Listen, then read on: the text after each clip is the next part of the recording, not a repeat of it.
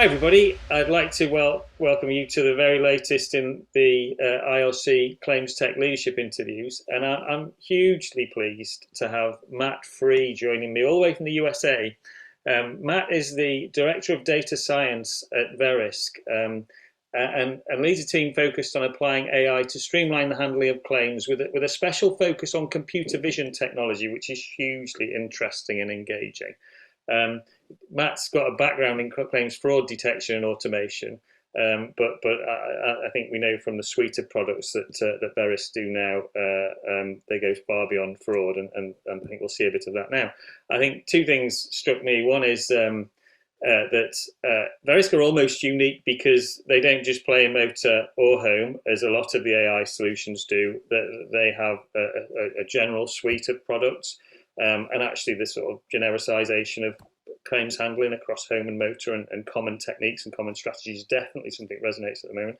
So very really interesting to talk to you from that perspective. So Matt, welcome. Really glad to have you with us. How are you doing and how's life in the States? Oh, I'm doing great. It's beginning to get cold over here as the seasons change, but it's a good time of year. Great, good stuff. So the reason why, and the reason why I was really keen to talk to you about this, because we've talked previously, and you have a gift, I believe, which is rare, and that is the ability to explain complex principles in very simple language, such that everybody, including me, understands it. And that's why I was so keen to get you to talk to us about AI and the simplification of AI so that we can see it as a clear value proposition. You have a real gift in that area. I know you wanted to start off by going through a couple of slides, so we'll do screen share to start with and take it from there. Yeah, you bet. Thank you, Stuart, and I appreciate the compliment. I appreciate the opportunity to be with you all today. I wanted to talk to you a little bit about what AI is, as it's a term that I think is often misunderstood, and it's spoken about at a very high level that makes it difficult for insurance experts to really understand what it means. And I think sometimes it's intentionally miscommunicated because it has a certain amount of marketing cachet associated with it. So my goal is to help you just understand what AI is really. And I have a definition that I prefer that's here on the slide, which is that an AI system is one that is designed to, in some way, imitate human reasoning or decision making. So it's important to note that not all software is AI. There are a lot of different, very valuable software applications, but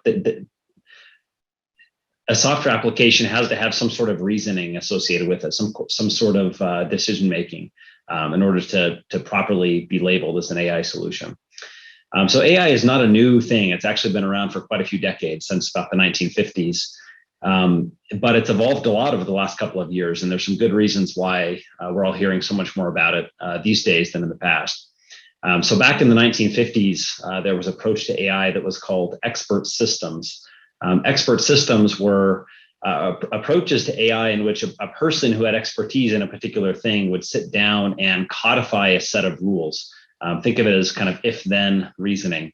So if you imagine the process of handling a claim, there are a whole bunch of decision points that have to be handled throughout that life cycle of a claim.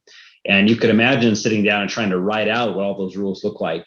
And a lot of people did that kind of work back in the 50s. And to some extent, we still do today with rules engines.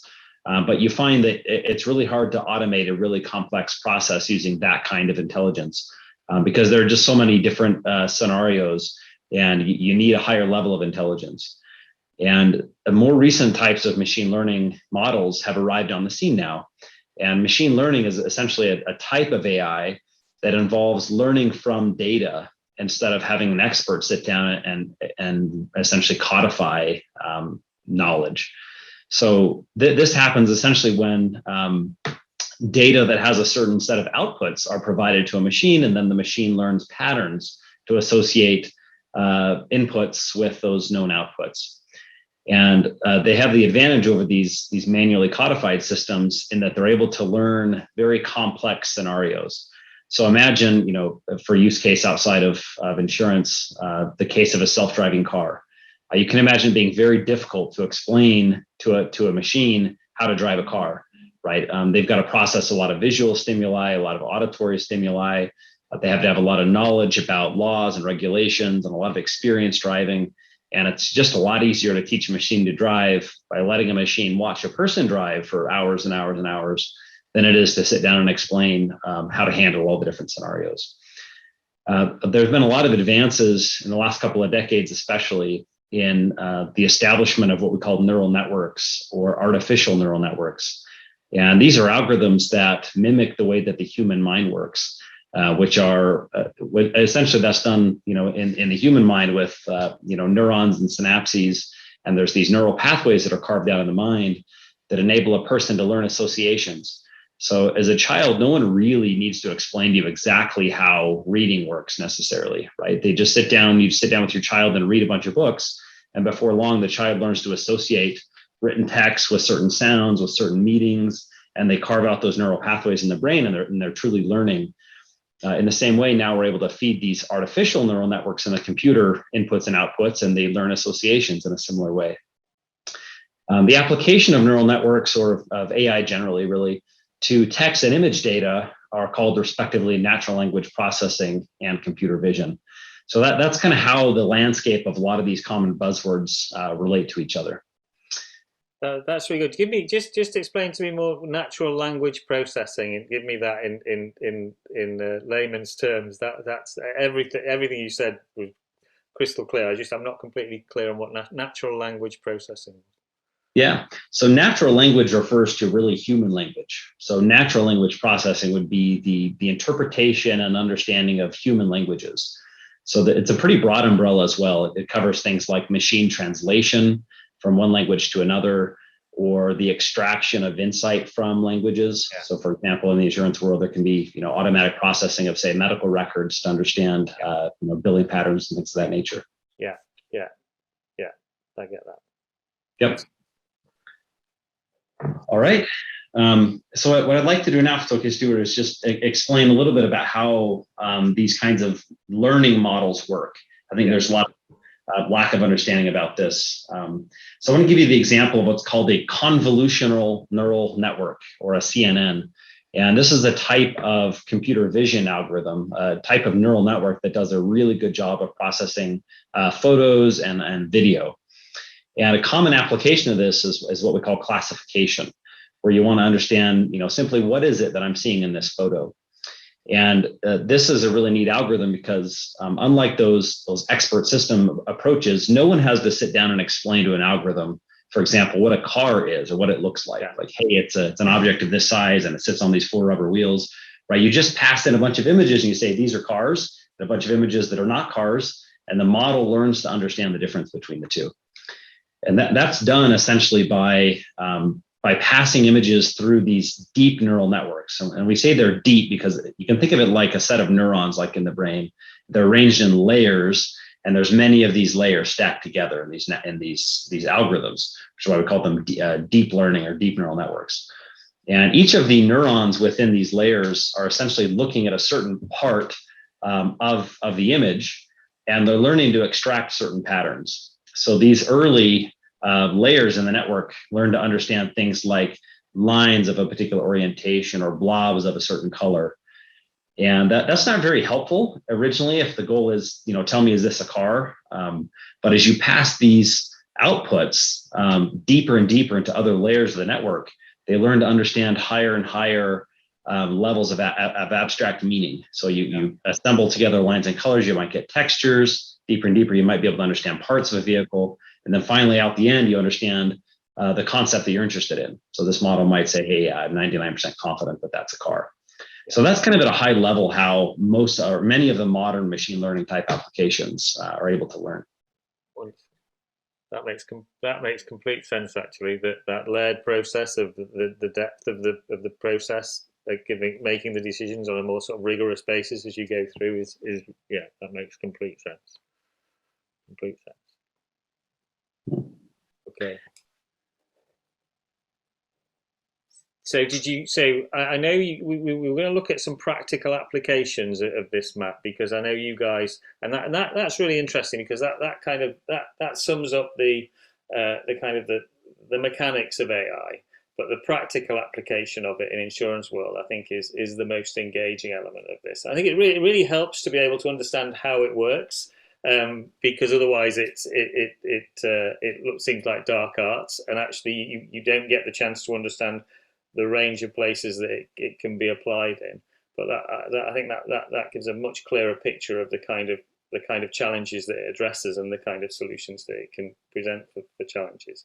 But give us an example. Let's have a look at one of the working examples of where you guys have made it work in a claims context.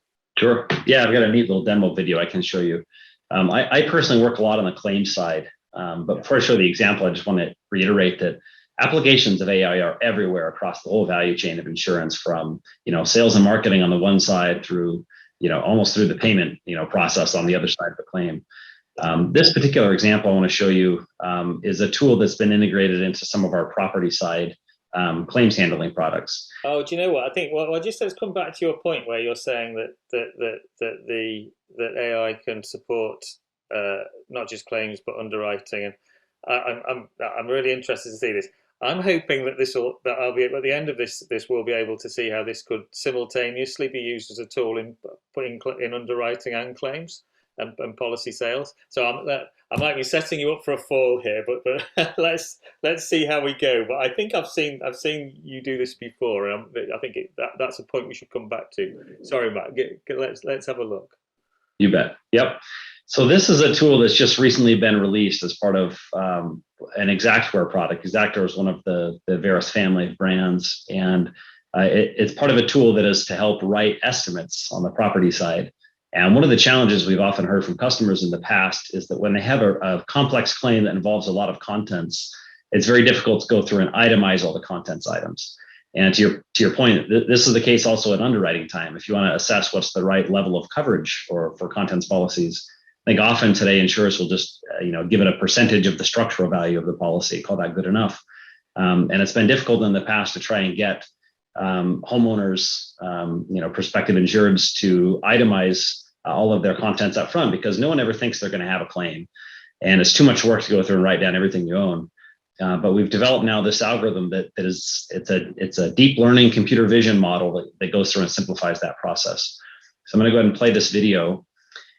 And what you're seeing here is a real-time application of what's called object detection, which is just what it sounds like. It's the detection of objects within images or video. And it's occurring just as we walk around the home. So you see each of these boxes, and it's just identifying just about all the personal property and contents items within the home. And this model was trained to understand two kinds of imagery, really. So one is a pre-loss, set of imagery, much like we're seeing here. Yeah. But then also images taken in a claim setting where items might be dirty, broken, burned. Obviously, if they're burned completely to dust, then we're not going to be able to recognize them. But this model is able to recognize damaged items as well, so that it's very applicable on the claim side. So you can imagine just how much this kind of practical AI might help to speed up the process of handling a claim, and also reduce the cost, and potentially allow us to involve the policyholder as well. Right? Rather than sending an adjuster out there to inventory all the items that were lost in a claim, you can simply send a link to a policyholder and say, "Hey, capture photos or some video of these items, and we can automatically recognize and classify them." So just to be clear, so if the policyholder took a video at the inception of the policy and they had a claim, I can completely get that it can quantify the items that are at risk, and then it can tell you what's damaged. But can it reconcile the two? So does it identify the same objects as being damaged or not damaged? So does it effectively do the assessment of the damage as well, or is that a manual process? Today, that is a manual process, but it's something that's on the roadmap. One of the things we're focused on at Verisk is building up layers of intelligence on top of our products. It's just one. This is the layer that recognizes personal property items, but recognizing damages is certainly another of those layers that is a roadmap item for us. I'm going back to your original slide and those blocks, the neural blocks with one of those would potentially be used to reconcile this is with item at this point in time, this was item at another point in time, it was damaged, and it's and therefore get you into the fulfillment space. Is that what you're saying is on the roadmap? Yeah. So those blocks on the slide, you can think of that process that I showed on that slide as being applied to every single frame within this image. Yeah. That there were various layers within a network that built up understanding of, say, what a hairbrush is, which result in the model would say this is a hairbrush. But then in a similar way, you can actually stack the outputs of different networks together and have a model that sits on top of the outputs of those existing models to make higher level decisions, like, hey, should I straight through process this claim or not? You might have different models that produce estimates of claim complexity, valuation, quality level of items. Right? There's a lot of different inferences that can be stacked together to make higher and higher decisions. Amazing. I mean, you can see that. I mean, I think our audience are these things are often smart, and we see lots of smart stuff, and highly, highly sophisticated. But it's really easy to see the value for the customer in this, which I think is what excites most sort of forward-thinking claims people, where you can see that it would offer the opportunity for quick, accurate claim settlements that where you weren't compromising indemnity spend, where the settlement reflected the loss. You could see huge application value in this for customer experience. It's great. No, it's really good.